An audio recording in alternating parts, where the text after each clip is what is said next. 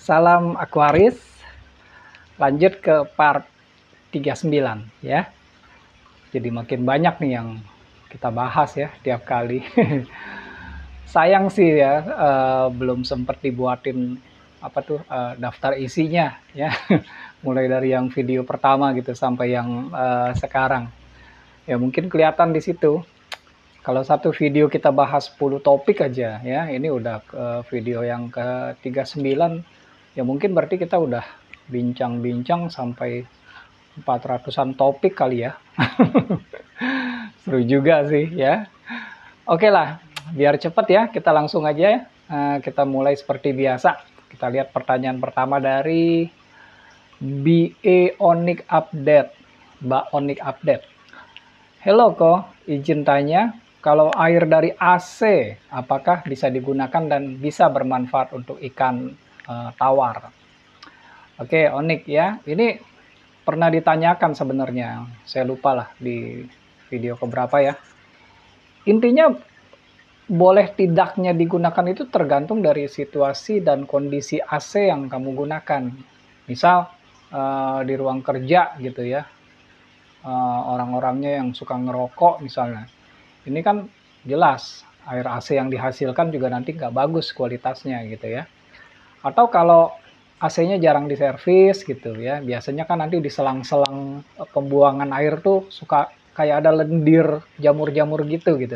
Jadi nanti lihat aja kondisi dan situasi AC-nya di tempat kamu berada gitu. Kalau bersih aman gitu aja. Ya, oke? Oke, kita lanjut ke pertanyaan berikutnya, datang dari Kenistaan. Salam hormat Ko, mau tanya lagi Ko, tentang konsep perhitungan filtrasi. Umumnya di forum-forum disarankan untuk chamber filter minimum 30% dari akuarium atau kolam.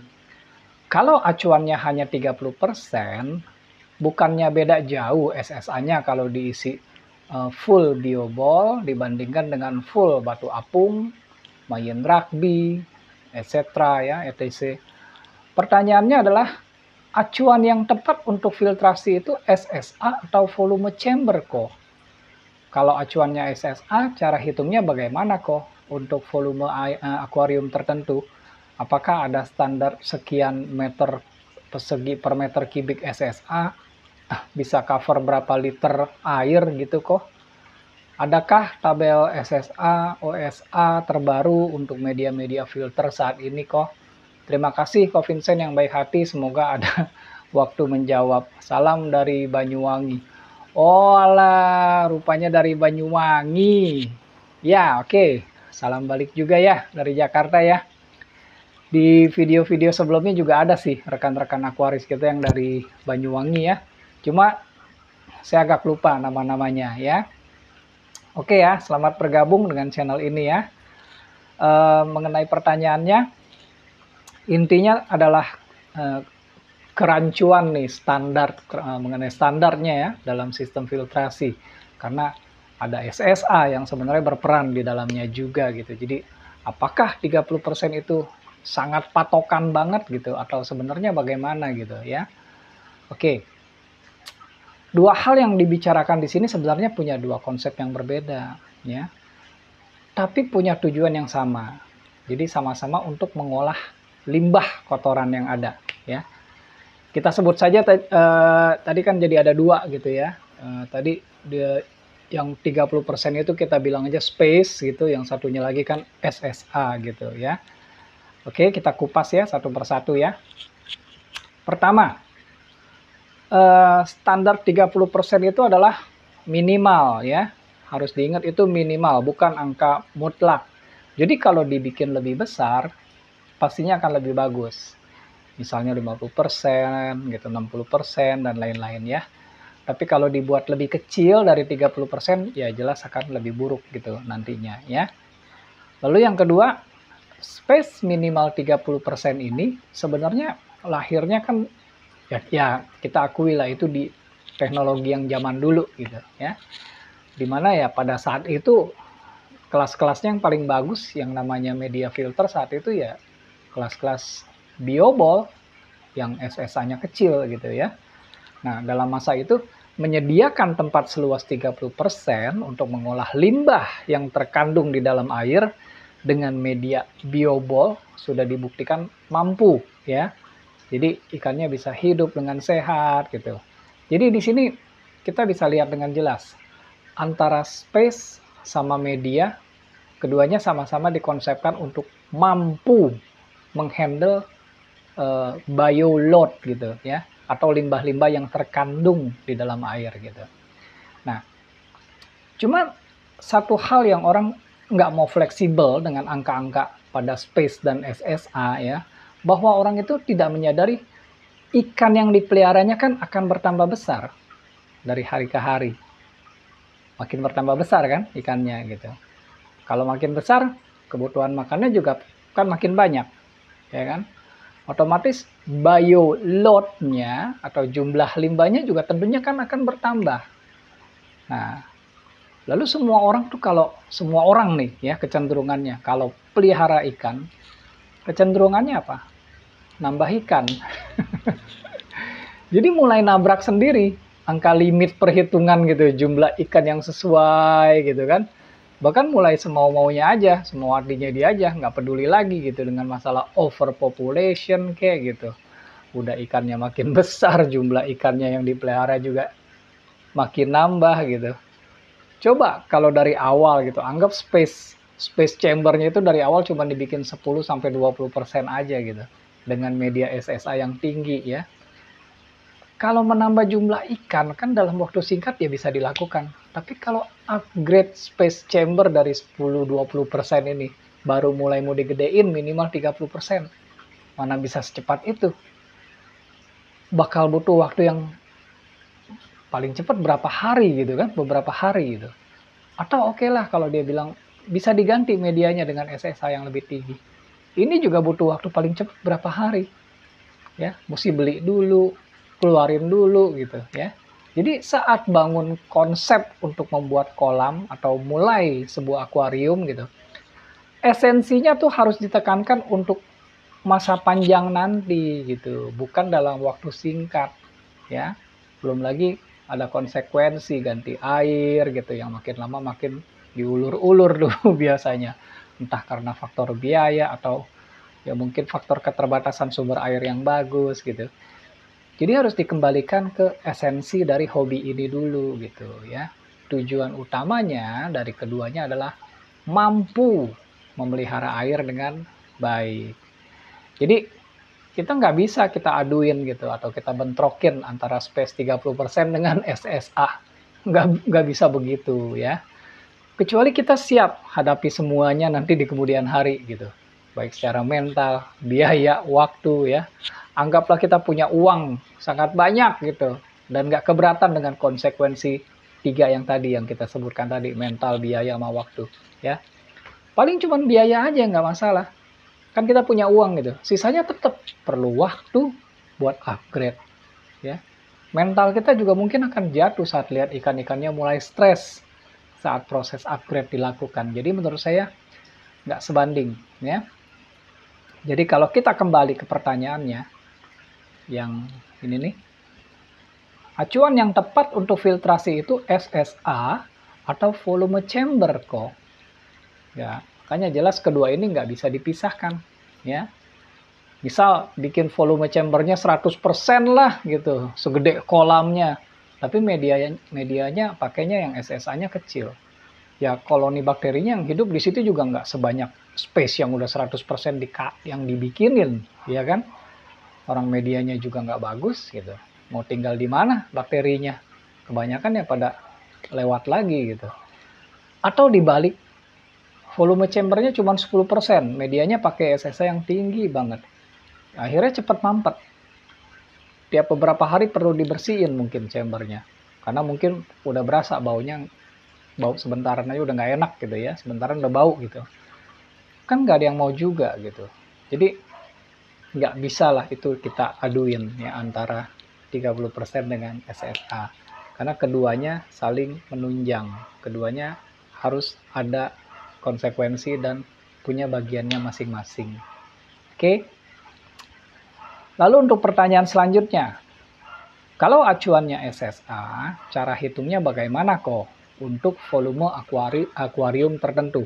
Oke, ini saya jawabnya bukan kalau acuannya SSA ya, bukan gitu ya.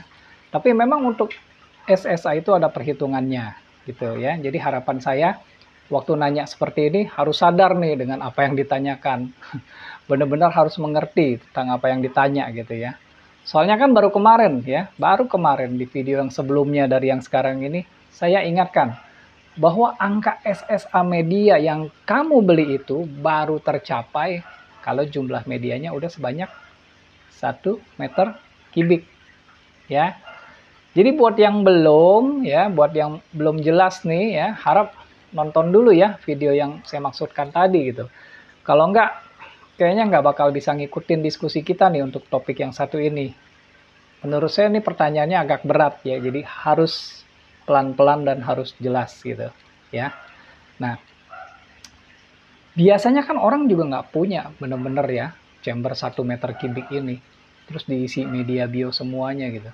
Biasanya kalaupun dia punya 1 meter kubik itu dibagi-bagi gitu. Segini liter pakai ini, ntar di atasnya dikasih lagi campuran yang itu gitu. Jadi nanti harus hitung dulu SSA-nya ya, yang dipunya tuh berapa. Baru kita bisa masuk ke bahasannya ya, karena ini sangat berhubungan ya. Oke ya. Nah, jadi saya asumsikan nih masing-masing udah tahu ya angka SSA dari media yang digunakan ya. Yang mesti diingat, media bio ini fungsi dasarnya adalah mengolah limbah amonia dan nitrit ya. Atau kita sebut saja total amonia nitrogen ya, disingkat dengan TAN, TAN. Saya juga pernah ajarkan bagaimana cara menghitung TAN ya di air gitu kan, di video tentang biomedia bagian kedua. Nah, ini buat yang belum nonton juga wajib lihat ya, kalau enggak susah mengerti nih soalnya. Makanya tadi saya bilang kali ini yang ditanyakan lumayan berat, jadi terpaksa ada wanti-wantinya dulu dari saya ya. Karena nanti setelah menghitung TAN, kita jadi tahu gitu. Satu harinya akan ada kontribusi amonia di air itu seberapa banyak ya.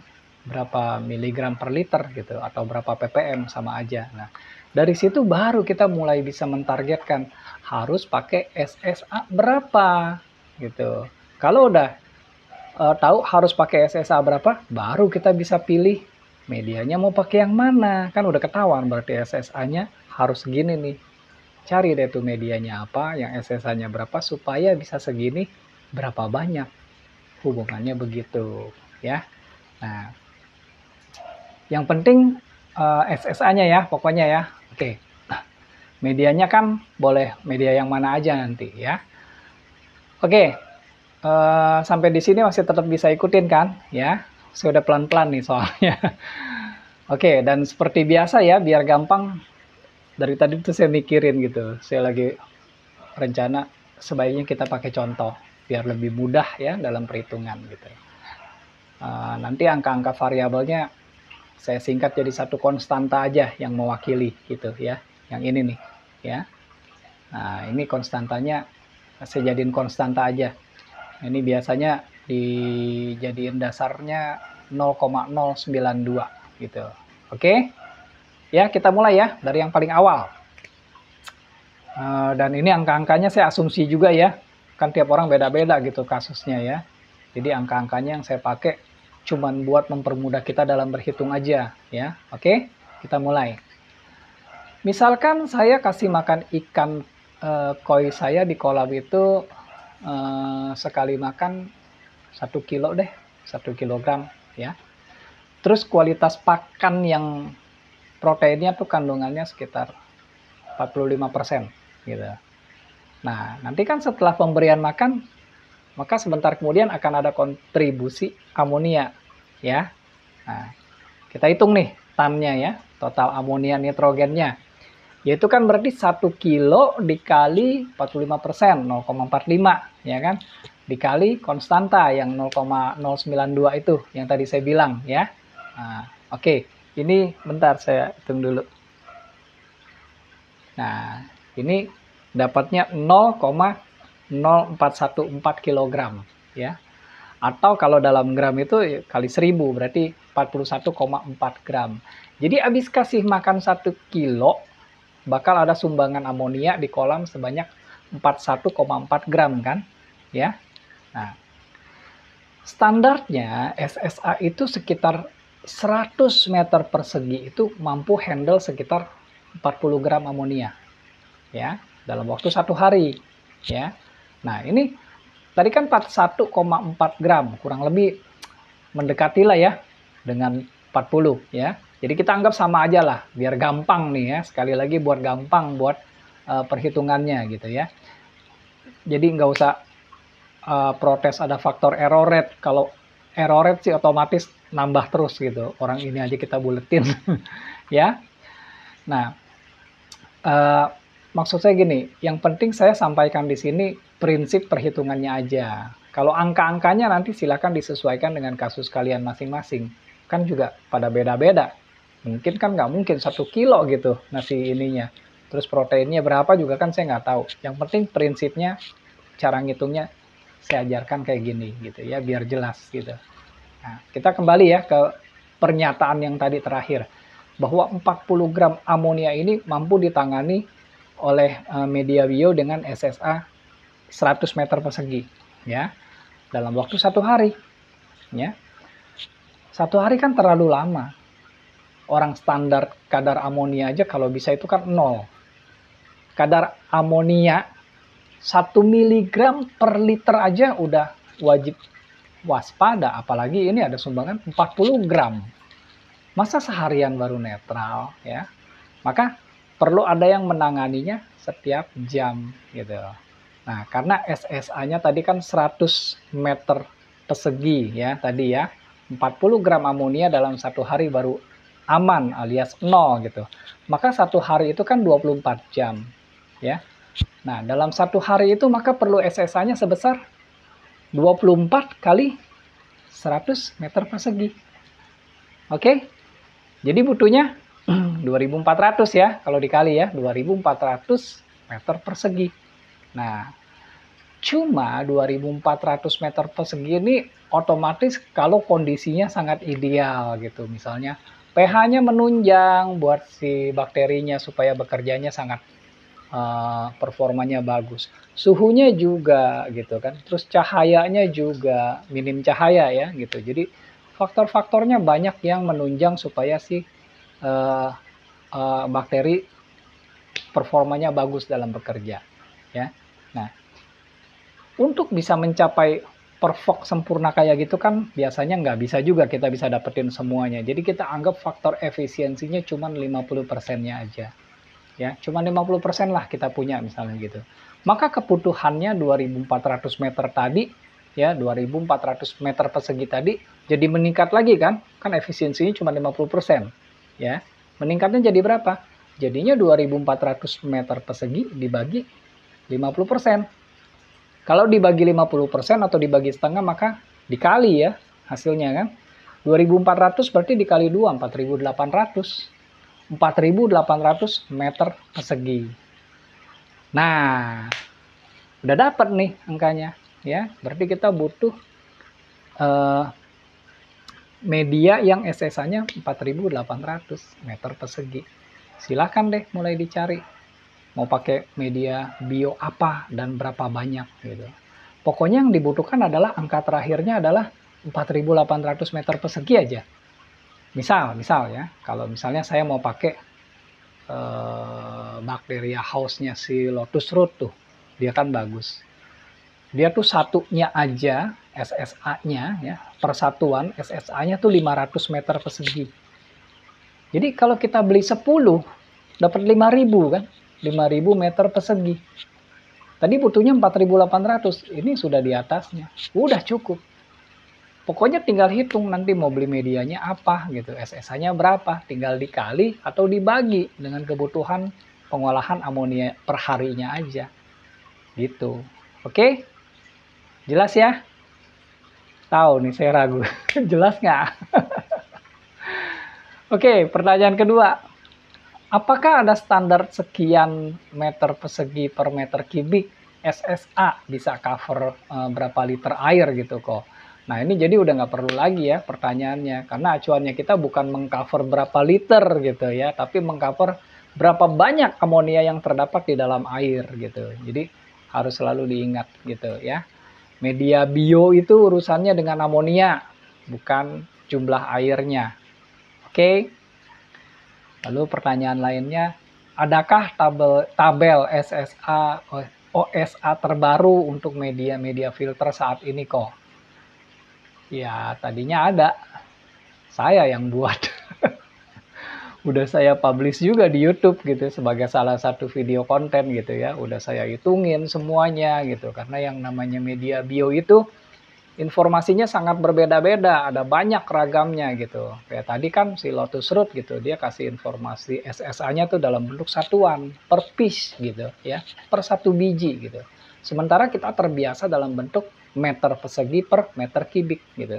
Jadi udah saya hitungin sebelumnya gitu ya, kalau Lotus Root itu dalam satuan standar yang meter persegi per meter kubik tuh jadinya berapa gitu. Lalu ada juga kan produk-produk lain yang ngasih informasi SSA-nya tuh dalam bentuk per liter gitu. Atau malah per box, per kotak yang dia jualnya gitu.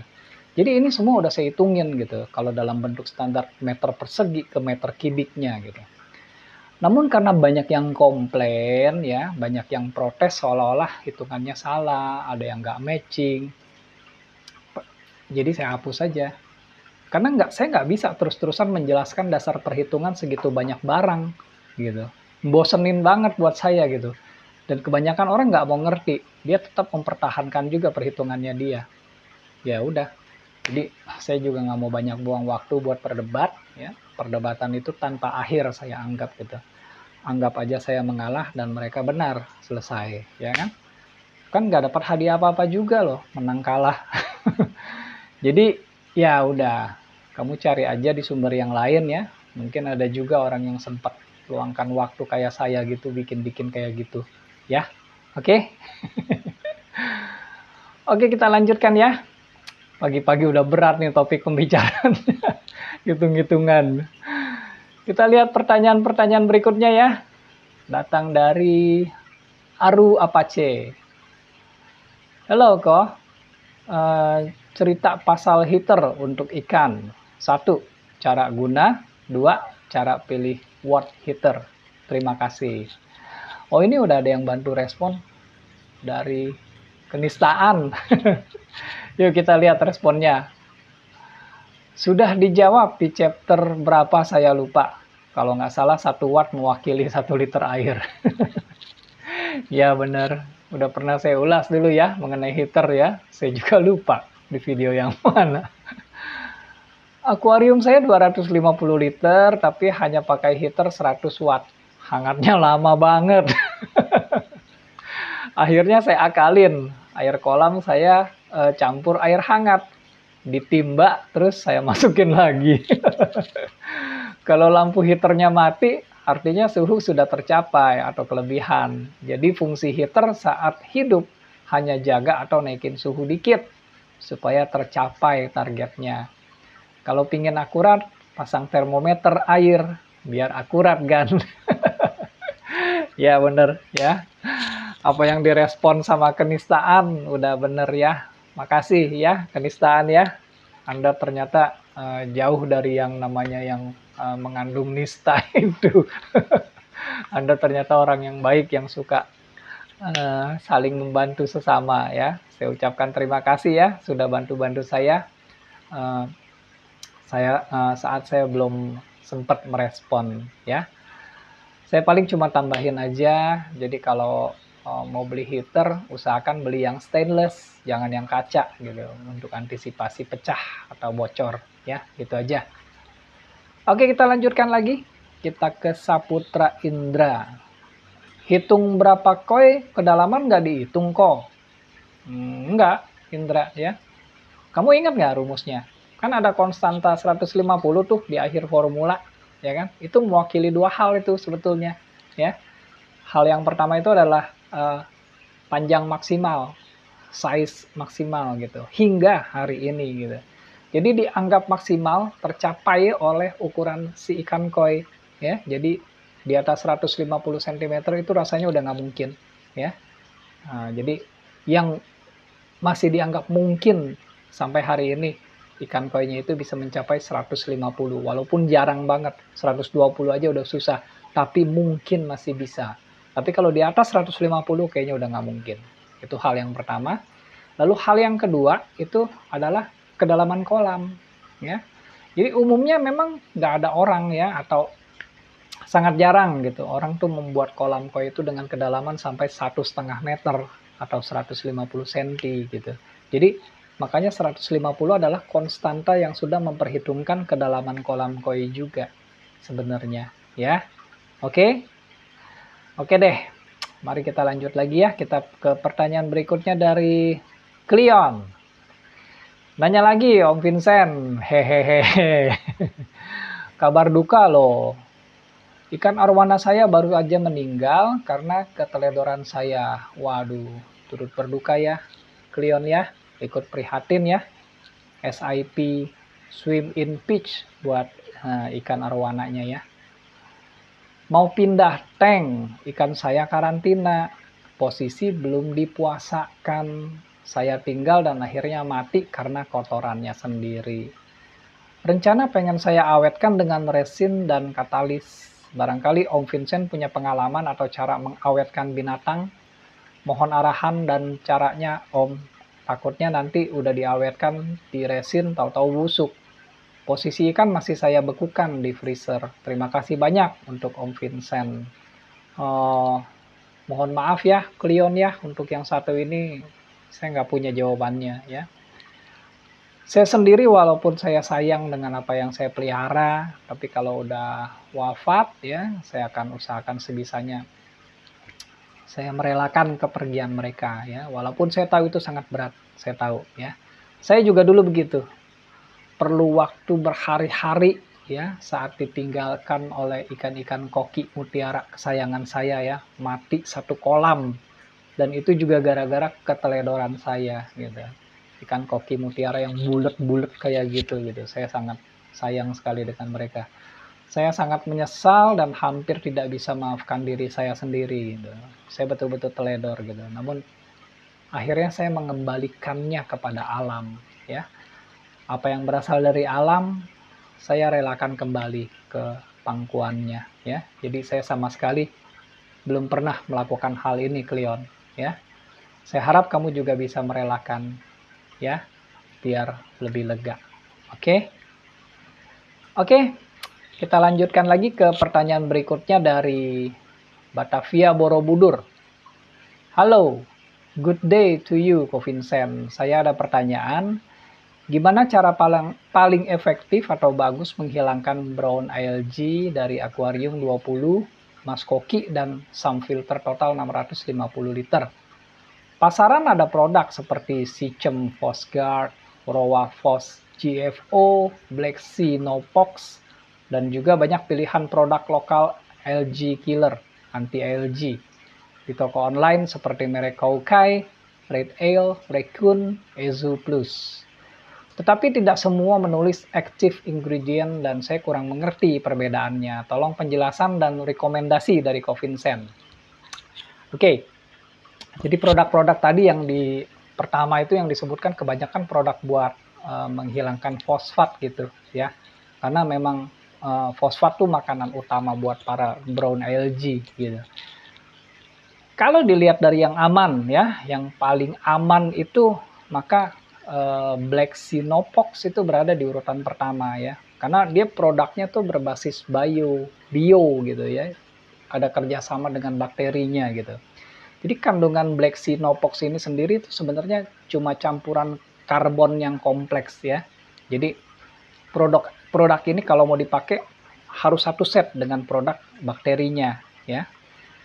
Sebetulnya memang penambahan karbon seperti gula ke dalam air itu kan bisa menurunkan kadar fosfat dan nitrat gitu ya. Gula itu seperti yang molase gitu. Itu udah sering banget ya kita bicarakan di konten-konten kita. Bahwa molase ini sangat berguna banget buat bakteri-bakteri baiknya kita gitu. Dengan penambahan kadar gula, maka bakteri heterotrof akan lebih aktif makan semua bahan organik yang ada di dalam air kan. pada waktu dia aktif seperti itu, dia juga menggunakan ion fosfat, ya. Ion fosfat tuh lambangnya PO4 3-min gitu. Nah, itu untuk pertumbuhan sel tubuhnya dia sendiri. Jadi pada saat dia aktif, dia bisa tarikin itu fosfat gitu. Bukan dimakan, tapi dia pakai gitu ya untuk kebutuhan pertumbuhan sel gitu. Maka dengan demikian kadar fosfatnya akan menurun gitu. Itu cara kerjanya kayak gitu ya. Kemudian kalau dari sisi chemical ya, kalau tadi kan sisi bio ya, bio maka jelas-jelas itu aman gitu ya. Sisanya nih sisinya chemical semua kalau saya lihat gitu. Yang paling aman itu berarti Sechem Postguard. Karena kandungannya Sechem Postguard itu aluminium oxide. Aluminium oxide ini sama dengan batu zeolit ya. Batu zeolit kan mengandung aluminium oxide gitu. Dan kita udah tahu lah batu zeolit itu udah sering dipakai, aman juga buat isi ekosistem air ya. Jadi Sechem Postguard cukup aman.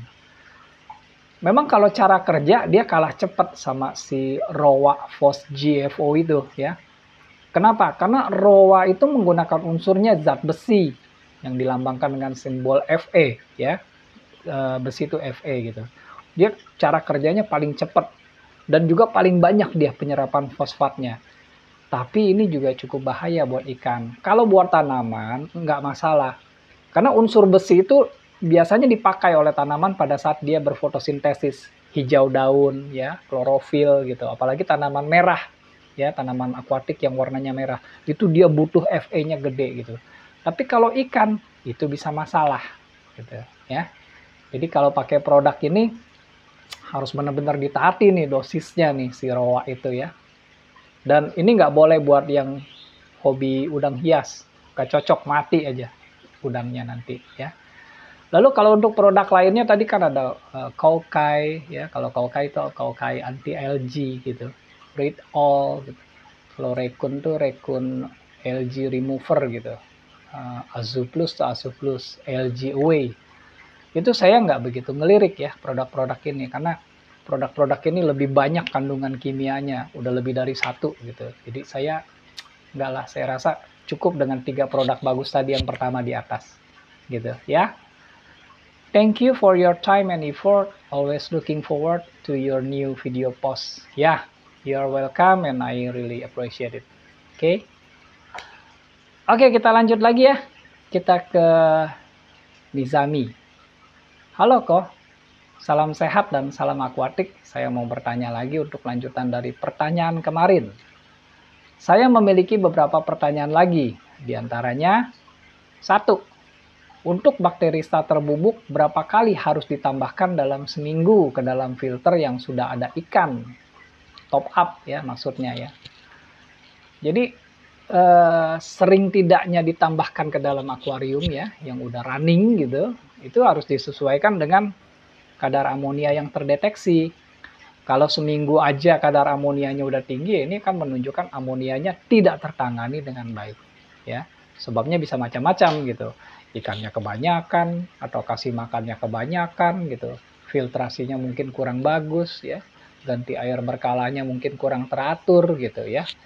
Nah, kalau kayak gini boleh dilakukan penambahan bakteri staturnya seminggu sekali gitu ya. Kalau amonianya tingginya per 2 mingguan ya berarti top up bakterinya juga per 2 mingguan. Gitu aja seterusnya ya. Kalau nantinya per sebulan sekali ya sebulan sekali gitu ya. Kedua, tolong dong saran bakteri starter bubuk yang harga ekonomis tapi kualitas bagus. Nah, ini ya Nisam kan baru bergabung ya di channel ini. Makanya masih bertanya hal-hal seperti ini gitu ya. Sebenarnya udah sering banget diulang-ulang di video-video sebelumnya ya. Kalau saya selalu rekomendasikan Nitrobag sebagai bakteri starter bubuk yang hemat tapi bagus gitu ya. Jadi ada baiknya menurut saya Nizam kalau pas punya waktu nonton gitu video-video ini dari awal ya, mulai dari yang video pertanyaan pertama gitu. Ya mungkin banyak pertanyaan-pertanyaan lain nanti yang Nizam mau tanyain, nggak taunya udah ada di video-video tersebut gitu ya. Pertanyaan ketiga, untuk menjaga suhu di dalam akuarium secara alami, apakah ada metodenya untuk akuarium goldfish? Banyak caranya kalau buat jaga suhu secara alami ya agar tetap sejuk gitu. Yang paling simpel tuh pertama ya akuariumnya waktu pas pemilihan tempat nih lokasi jangan ditaruh di ruangan yang panas. Ya lokasi awalnya dicari yang ruangannya sejuk duluan lah gitu ya. Yang kedua, kita bisa gunain batu-batu ukuran besar sebagai hiasan akuarium ya. Jadi yang penting tuh batu-batunya nggak ada bagian yang runcing atau yang bisa membahayakan si ikan gitu. Karena batu tuh sebenarnya punya daya serap dingin yang cukup baik apabila berada di dalam air ya. Jadi dia bisa menambah cool gitu ya, sejuknya air di dalam gitu. Yang ketiga kita bisa pakai tanaman ya, tanaman di permukaan air. Contohnya kayak sirih gading gitu.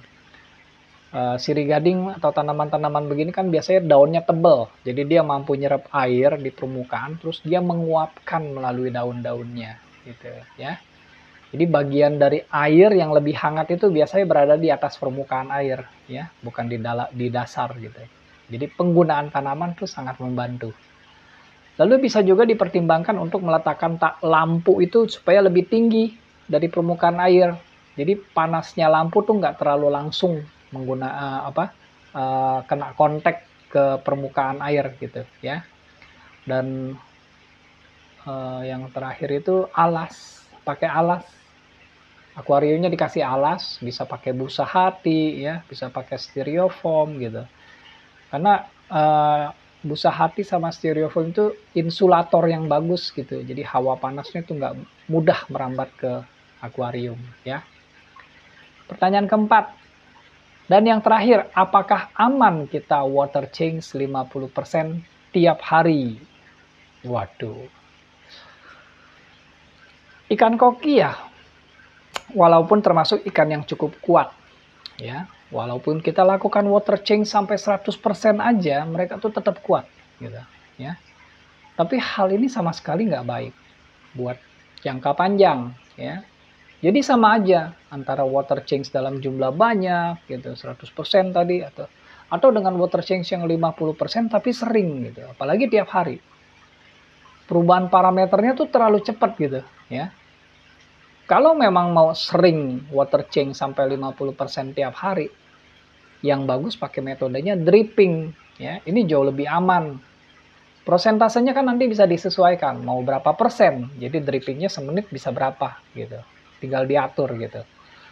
Atau kalau punya stok air yang parameter airnya tuh dijamin nggak beda jauh nih antara air di akuarium sama dengan air yang ada di persediaan gitu ya. pH-nya, suhunya gitu. GH-nya, TDS-nya, 4 ini gitu ya. Kalau itu semua yakin angkanya sama ya, itu boleh ganti air ya, 50% tiap hari gitu. Yang penting sekalian dikasih vitamin juga. Jadi biar ada unsur mikro lainnya juga tetap terpenuhi gitu selama pergantian air yang terlalu sering itu gitu. Terima kasih kok, semoga sukses selalu dan dilancarkan segala urusan. Hormat saya. Ya, sama-sama Nizam. Ini ada yang responin lagi nih. Oh ternyata kenistaan. Kenistaan lagi yang respon. Kita bacain aja ya sekalian ya. Bantu jawab hasil kuliah di sini. Meski IPK masih 1, 1. Biasanya Ko Vincent menyarankan tiap minggu diberikan bakteri starter plus molase 1 tetes atau gula jawa atau gula merah sedikit aja. Keduanya dicampur menggunakan wadah, tambah air dari kolam dan didiamkan 15 menit untuk bangunkan Nitrosomonas sama Nitrobacter. Lalu dimasukkan ke chamber filter, bukan di akuarium atau kolam. Dan kalau water change-nya seminggu sekali. Untuk EM4, 3 hari sekali dengan komposisi 80% air, 20% EM4, setetes molase untuk bangunkan Lactobacillus yang dorman atau tidur. Dimasukkan ke botol spray, 1 kali spray untuk 30 liter air.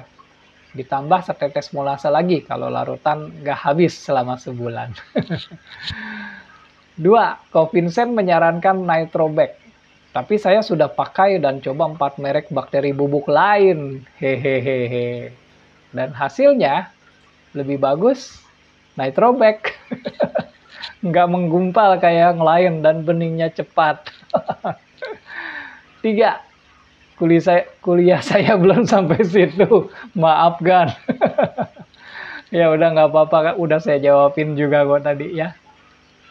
4. Belum pernah tahu juga kok Vincent bahas ini. Cuma kalau trik dari groomer-groomer koki di konten mereka, mereka water change setiap hari 50%. Alasannya karena boost pakan bisa 15 kali sampai 20 kali sehari. Semoga kok Vincent jawab. Saya juga penasaran. Oh iya betul ya. Karena push pakan pasti kan amonianya cepat naik ya. Cara paling cepat buat turunin kadar amonia ya water change.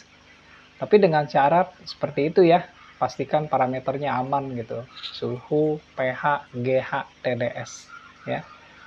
Kalau nggak ada keperluan push pakan sih ya ngapain, buang-buang duit aja. Itu emangnya nggak mahal ganti air tiap hari 50%. Kalau yang pada grooming kan emang punya target salesnya mereka gitu ya. Mereka punya target penjualannya sendiri gitu. Dan kalau mereka lakukan water change sampai 50% tiap hari, saya acungkan 2 jempol ya. Karena artinya mereka nggak cuma targetin ikannya jumbo buat dijual gitu, tapi juga berarti mereka perhatian terhadap kualitas air mereka ya. Oke, sekali lagi thank you juga buat kenistaan. Udah apal banget dengan apa yang saya bahas di video ya. Terima kasih juga udah mewakili saya juga selama saya belum sempat untuk merespon ya. Oke, cukup sekian ya pembahasan kali ini. Nggak terasa juga loh, udah cukup panjang juga kita bahas ya. Saya sudahi dulu sampai di sini. Seperti biasa ya, kita ketemu lagi di lain kesempatan. Terima kasih sudah menonton dan salam Aquaris.